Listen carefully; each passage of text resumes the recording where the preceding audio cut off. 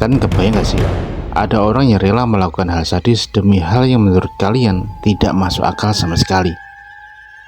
Di video kali ini, kita bakal bawain kisah nyata dari Riau tentang seorang pemuda bernama Delvi yang obsesinya malah bikin takut semua orang. Oke, jadi ini kisah tentang Muhammad Delvi, seorang pemuda biasa di Kabupaten Siak, Riau. Sehari-hari, Delvi tinggal bareng ayahnya, Basri Tanjung, yang dikenal sebagai dukun di desanya. Sebenarnya, hidup Delvi biasa saja. Dia cuma kerja serabutan buat bantu ayahnya, yang kadang jualan sate atau kadang jadi buruh bangunan. Sampai akhirnya, Delvi dapat kerja di usaha isi ulang galon. Dan bisa dibilang ini lumayan lah buat dia. Dan di saat usianya beranjak 19 tahun, tepatnya Februari 2013, dia nikah sama teman sebayanya, namanya Dita. Sayangnya, pernikahan ini cuma bertahan 8 bulan saja. Tapi ada satu sisi dari kehidupan Delvi yang mulai kelihatan agak-agak gak biasa. Berhubung ayahnya, Basri, dikenal sebagai dukun, Delvi mulai punya minat yang sama buat belajar ilmu dari bapaknya. Tapi ternyata, buat jadi seperti ayahnya, syaratnya serem banget nih. Basri bilang, Delvi harus minum dari 7 alat kelamin laki yang masih aktif. Basri percaya kalau syarat ini terpenuhi, Delvi bakal kebal senjata tajam. Nah, Delvi yang udah keburu penasaran dan terobsesi mulai benar-benar giat mengejar keinginannya itu. Di tahun 2013, dia mulai berburu korban demi bisa memenuhi cita-citanya itu. Dan target utamanya, anak laki-laki. Kenapa anak-anak? Karena Delvi merasa lebih gampang buat memenuhi syarat dari ayahnya ini. Delvi punya cara sadis buat menentuin apakah korbannya cocok atau enggak. Dia akan cek dulu alat laki-laki ini buat memastikan mereka masih aktif.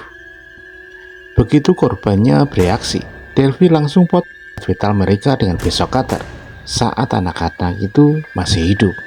Lalu diminum sebagian dan sebagian lagi dioleskan ke tubuhnya.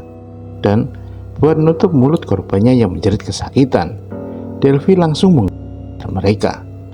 Di tahun 2013 saja, Delvi sudah berhasil dapat 3 korban, yaitu 2 anak laki-laki dan 1 orang dewasa. Bahkan mantan istrinya, Dita, ikut terlibat dalam aksi gilanya ini. 3 korban itu adalah MHA 9 tahun, RH 9 tahun, dan AC 40 tahun. Semuanya dilakukan di sekitaran Sungai Siak. Tahun berikutnya, 2014, aksinya mulai parah. Kali ini ada 4 korban lagi, semuanya anak-anak. Tapi kali ini Delvi gak sendirian. Dia dibantu oleh Sopian, yang terutama ngebantu buat korban terakhir, yaitu FM. Sopian dijanjikan uang 500.000 untuk membantu Delvi melakukan aksinya. Tapi pas sudah selesai, ternyata Delvi gak punya uang. Dan disinilah kejadian makin ngeri. Karena gak bisa bayar Sopian, mereka malah punya ide buat korban dan ngumpulin organnya di dalam plastik. Mereka dibantu sama Diki, seorang remaja 16 tahun. Daging dan organ korban ini mereka jual, bilangnya itu adalah daging sapi atau biawak. Dan uang hasilnya dikasih buat bayar Sopian. Nah, salah satu pembeli daging ini adalah Rawati, pemilik warung tua. Satu hari, Sopian datang bawa daging sapi ke warungnya. Karena lagi rame, Rawati gak curiga sama sekali dan cuma nyuruh Sopian taruh daging itu di belakang. Dia dibayar 30.000 dan gak ngecek lagi. Akhirnya, daging itu diolah sama Rawati jadi rendang yang dihidangkan buat suami dan tamu mereka. Seminggu setelah itu, Rawati baru tahu kalau daging sapi itu sebenarnya hati dan jantung. Begitu suaminya tahu kenyataan ini, dia langsung muntah-muntah.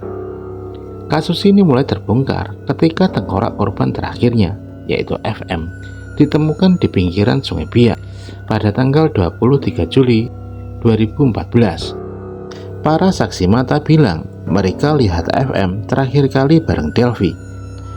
Dan akhirnya, di Agustus 2014, Delvi dan Sopyan ditangkap dan sempat bermasa sebelum akhirnya dibawa ke pihak yang berwajib. Dalam penyelidikan, dari pengakuan Delvi, terungkap kalau mantan istrinya, Dita dan Diki, juga terlibat. Akhirnya, pada 12 Februari 2015, Pengadilan Negeri Siak memvonis hukuman mati buat ketiga orang ini. Dan si Basri, yang dari awal ngajarin Delvi cara-cara kejam ini, udah meninggal sebelum semua aksi Delvi ketahuan. Gimana menurut kalian? Ini adalah salah satu kisah nyata yang bikin merinding, dan masih banyak lagi kisah horor lainnya di sekitaran kita. Jadi kalau kalian suka konten kayak gini, jangan lupa untuk subscribe dan aktifin lonceng biar gak ketinggalan cerita lainnya. Kalian yang punya cerita mistis atau horor lainnya, bisa kirim ke admin.